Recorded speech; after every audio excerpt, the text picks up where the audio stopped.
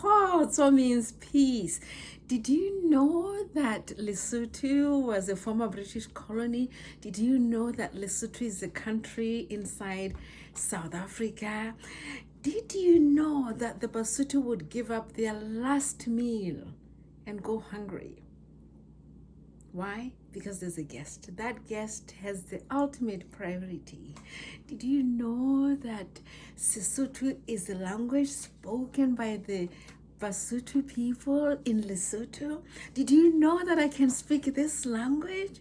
And did you know that you're so very welcome in my Udemy studio? And that's why you're going to say this phrase with me.